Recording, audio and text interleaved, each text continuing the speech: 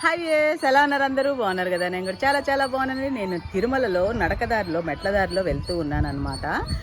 చాలామందికి తెలుసో లేదో ఈ విషయం, నాకు కూడా కొత్త అనిపించింది. ఎందుకంటే 2 years నుంచి ఇది అమల్లో వచ్చిందంట. ఇక్కడ ప్లాస్టిక్ ఫుల్ బ్యాన్ ఉందండి. వాటర్ బాటిల్స్ కూడా అమ్మట్లేదు ప్లాస్టిక్వి. మనం తెచ్చినా కానీ చెకింగ్ అప్పుడు తీసేస్తున్నారు.